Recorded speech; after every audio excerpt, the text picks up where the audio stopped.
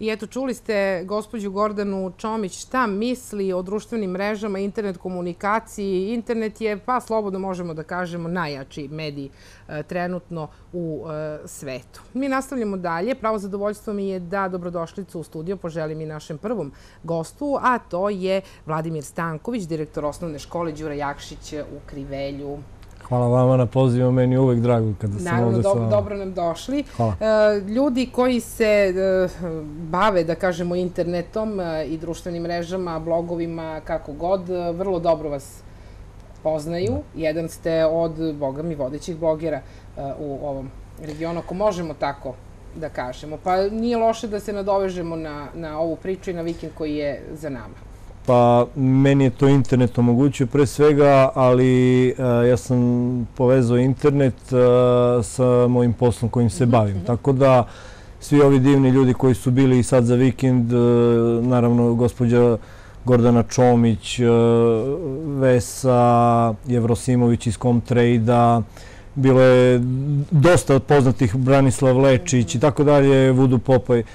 Svi ti ljudi su preko interneta umreženi i sa svim tim ljudima komuniciramo u toku dana po nekoliko puta putem interneta.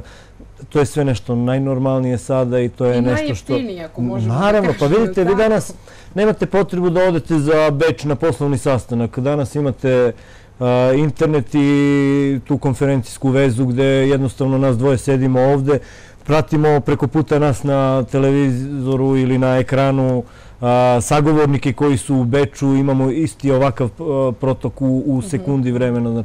Dobro, to su neke prednosti, ali postoji i mane generalno, tako otuđili smo se, složit ćete se. Ne, vidite da i ovaj East Weekend Fest... Mislim da nema te komunikacije uživo, nekako nam je lakše da čak može da se desi da komšije u zgradi komuniciraju preko interneta umjesto da popiju kafu. Naravno, to se dešava, to je sasvim normalna pojava, to je još pre 6-7 godina smo se mi smejali kako sestra sa rođakom na par spratova ispod komunicira na četu, recimo. Ali to je sasvim normalna situacija u trenucima kada živimo ovako brz život. Međutim, mi nemamo mogućnosti da se družimo svakodnevno sa prijateljima sa kojima se nismo vidjeli pre 20 godina. Ali sada preko interneta imamo tu mogućnost da komuniciramo i da se družimo u realnom vremenu na ovakav način. Ne možemo da odemo svaki čas do, ne znam, Njujorka, do Australije, ali jednim klikom u sekundi miša mi smo tamo.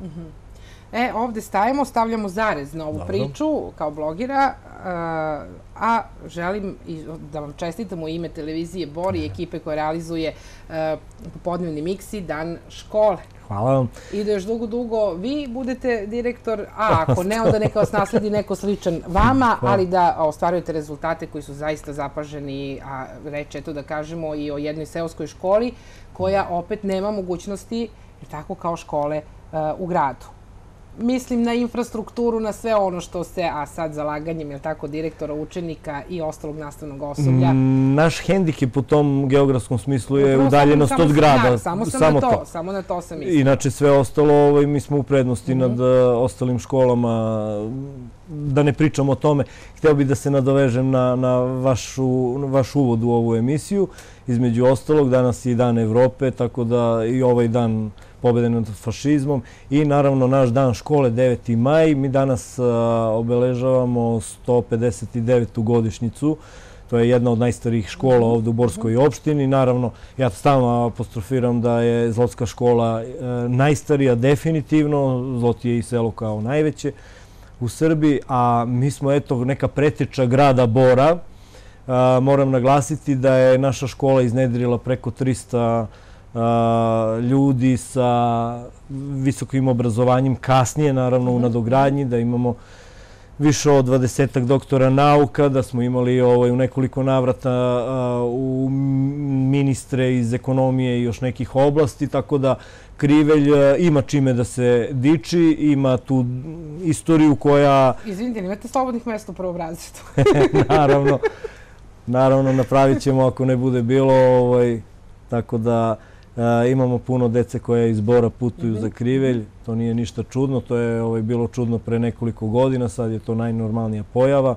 Nama deca putuju to moraju gledalci da znaju, iz sela Bučja ili Bučje, iz sela Gornjana, iz Krušara, selo pre Gornjana, 5 km, iz oblasti iznad Krša, to je takozvani deo preko Krš, i iz Malog Krivelja. Znači imamo 5 područnih odeljenja od 1. do 4. razreda gde nam deca pohađaju u tim selima i imamo matičnu školu od 1. do 8. razreda u Velikom Krivelju ili samo Krivelju. I moram da pitam kako motivišete tu decu. U redu je sad kad je lepo vreme, neka deca pešače do škole dosta, a naša gradska deca ovde više ne žele da idu pešaka, kako oni to kažu, nego koriste taksi i gradski prevoz da bi stigli do škole koja je udaljena možda 1,5 kilometra ili 2. Čim vi motivišete tu decu da i po snegu i po kiši, ipak pešice po brdašcima i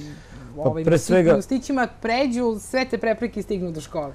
Pre svega velikim radom svih zapošljenih u kolektivu. Mi smo podmladili kadar.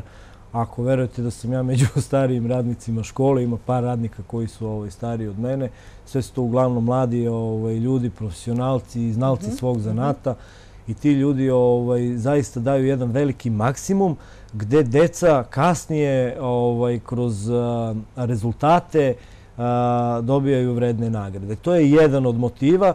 Drugi motiv je ono što ja često dosađujem svakog 1. septembra dobrodošlicom, gde jednostavno i učenicima i roditeljima i nastavnicima kažemo da oni dolaze u najbolju školu, ne u Borskoj opštini, nego uopšte u Srbiji, za jednu seosku sredinu. Ali nije to malo prepotentno? Nije, zato što reći ću vam da jedna seoska škola sa 204 učenika u 6 škola ima za prošlu školsku godinu 13 okružnih takmičenja, 7 republičkih i 1 evropsko takmičenje. To sam pitala zato što imate pokriće za sve to što govorite. I ovo su samo rezultati naših učenika, a rezultati rada našeg kolektiva celokupnog su brojni projekti koji su realizovani, brojni projekti koji su u realizaciji i zaista brojne aplikacije kojima smo uputili zahteve za neke druge stvari. Tako da zaista imamo čime da se pohvalimo i možda smo jedna od vodećih škola po upravo tim projektima, po i građevinskim i edukativnim i seminarima i tako dalje. Mogu slobodno naglasiti da je naša škola kompletno opremljena i ITER strukturom i kompletno, znači video nadzorom, elektronskim obezbeđenjem, kompletno, znači organizacija rada je maksimalno dobra, tako da, kažem, sve zahvaljujući divnom kolektivu. A po čijem modelu ste to radili? Neki model ili prosto? Pa često idemo na edukaciju i susrećemo sa modelima modernih zemalja koje imaju puno finansijskih mogućnosti za takve stvari. Finci možda imaju najbolji model. Norvežani imaju izuzetan model.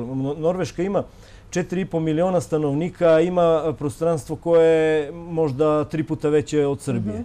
Ali imaju sličnost sa nama jer imaju učenike koji su udaljeni od škola i koji, vidite, sad ću reći, možda je za naše uslove apsurdno, za neke učenike se šalje helikopter. Mi ne možemo da dođemo na taj nivo. Mi imamo problema u finansijskom smislu, grad nam ima problem u finansijskom smislu, opština nam daje onoliko koliko je u mogućnosti kao i svim javnim preduzećima. Tako da mi ne možemo da računamo na helikoptere, avione, space shuttle, ali možemo da računamo da sami pokušamo i da uz partnerstvo sa opštinom, u partnerstvu sa vašom televizijom, izađemo aplikacijom, da apliciramo za neki projekat i da dobijemo određena sredstva od Svetske banke, od norveške vlade, od japanske vlade. Evo sad smo se mi prema Japancima okrenuli kada je njima bilo teško. Tako da to su neke od mogućnosti. Naravno, tu je Ministarstvo prosvete, Ministarstvo i unutrašnjih poslova i UNICEF. Znači, sva ta neka ministarstva koja hoće. Ministarstvo telekomunikacija koje je sada trenutno ukinuto je mnogo pomoglo našu školu. Bivši ministar za telekomunikacije, gospođa Jasna Manstić, je i posle ukidanja ministarstva, sada su se oni prebacili u digitalnu agendu, pomogla tako što je recimo samo 10 škola iz Srbije dobilo mogućnost da učestvuje u prvom danu devojčica, dan D. To je bilo sad 27. prošlog meseca i iz naše opštine naša škola je dobila tu mogućnost i dobili smo mogućnost pa smo pozvali i 3. oktobar i naše dve škole su bile u Beogradu, bili smo gosti 3. oktobar u Telenoru, mi smo bili u HP kompaniji, to je nešto neverovatno. Posle toga smo bili na Elektrotehničkom fakultetu, primila nas je gospođa Reljin koja je profesor i pomoćnik ministra za nauku, čini mi se... Prosvetu i nauku. Ne, prosvetu i nauku, da. Hoću da kažem da je sve te neke aktivnosti koje nama pružaju ta ministarstva koja nas podržavaju na određeni način nama pomažu i našoj deci daju uvid u te neke druge, ja kajem druge svetove. Beograd je drugi svet za nas u ovom trenutku.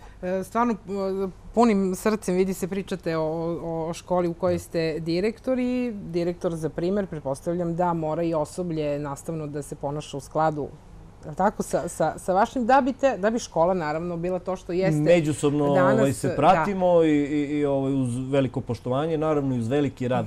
Da vam kažem nešto, može direktor da bude koliko god hoćete vredan, idejan, da ima elana, optimizma i tako dalje. Bez kolektiva ne može. Naravno. Znači ja sam samo jedan u nizu i zajednički i stvaramo sve ovo i celu ovu priču gradimo i podižemo na jedan viši nivo. Lepo s vaše strane, zaista što potencirate na kolektivnom radu. A postoji li nešto što ne valja i čime niste zadovoljni? Naravno, puno je toga. Ja često čak ne umem ni da držim jezik za zubima i previše pričam.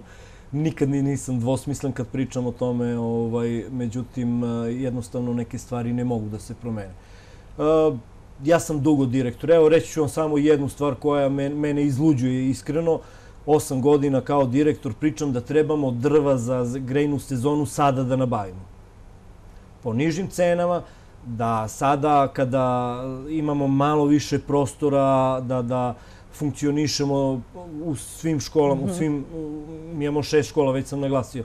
Treba spremiti ta drva i treba ih iseći, nacepati i složiti. Jednostavno spremiti za zimu. Jeste, ali pazite, nabavkom u ovom terminu mi bismo smanjili troškove u našem budžetu, samim tim i u budžetu opštine Bor.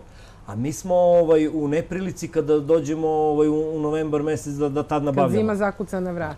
To je ludilo onda, a to ponavljamo svake godine. I to, ne znam, verujem da će se promeniti. Ovi ljudi sada koji su trenutno u opštini imaju dosta sluha i za prosvetu. Što je jako bitno, naravno. Pa meni je jako bitno, iskreno. Kao korisniku, kao nekome ko radi u školi koja je korisnik budžeta i koja zavisi od opštine na određeni način.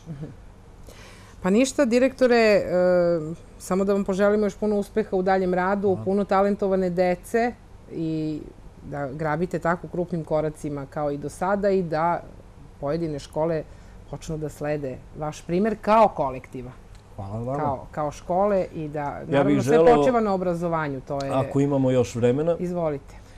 Hteo bih da naglasim da tradicionalno svake godine nizom manifestacija obeležavamo Dan škole. Znači, to nisu aktivnosti koje su vezane samo za jedan dan, nego mi taj maj mesec i nešto malo pred toga krenemo sa aktivnostima i hteo bih da naglasim kao i svake godine i ove godine imat ćemo razne izložbe i u selu i ovde u gradu. Imat ćemo prezentacije i kod nas u gradu, u selu i ovde u gradu u biblioteci, verovatno tamo 25.6. krajem meseca, gde ćemo svim zainteresovanima moći da predstavimo našu školu kroz određene prezentacije i kroz elektronski časopis koji izlazi već nekoliko godina iz naše škole. Zatim imat ćemo sportske igre, imat ćemo literalni i likovni konkurs gde ćemo nagraditi vrednim nagradama decu i odavde iz Bora koja se često javljaju na te konkurse i osvajaju nagrade. Imat ćemo puno aktivnosti, već smo krenuli sa takmičenjima pa ćemo i te učenike nagraditi. Tako da niz tih aktivnosti, imat ćemo forum teatre, imat ćemo saradnju sa nekim velikim školama odavde iz grada gde ćemo njih uputiti u neke stvari. Tako da zaista previše aktivnosti za sve nas. A evo, iskoristit ću i priliku za sve one roditelje koji gledaju trenutno ovaj program, da kažem da se u subotu radi obavezno, ali samo za 8. razred, znači sve škole imaće test znanja koji prethodi pravom testu koji će se kao završnica 8. razreda deseti na kraju godine. Mala matura. A ovo će im biti generalni test znanja gde ćemo generalna proba. Da, svaka škola će imati obavezu da kompletno i interijerski i organizaciono odradi kao pravi test. Tako da i deca imaće, reći ću samo u naznakama da prvo ide test iz srpskog od 9 do 11, pa ide sat vremena pauze, pa će onda ići matematika od 12 do 2 i da je test lak, kako nam je načelnik rekao, jer ga je radio, pošto je načelnik iz Zaječara, gospodin Dragoslav Marić, profesor matematike, kaže da je prikladan za decu i da će deca moći i da uživaju u radu. Testovi su na 15 strana iz srpskog i 12 iz matematike, da se deca ne iznenade, evo, to su neke samo informacije. Ovako i kažem, svaki učenik u svojoj školi će imati organizovano kompletno, kao kada bude došao na zvanično polaganje srpskog i matematike. Hvala vam puno, a i uloga medija, osim što treba da informiše, tako i da zabavi, ovo jeste i da edukuje, a naša međusobna saradnja, je tako, dokazuje to. Hvala još jednom, puno sreće.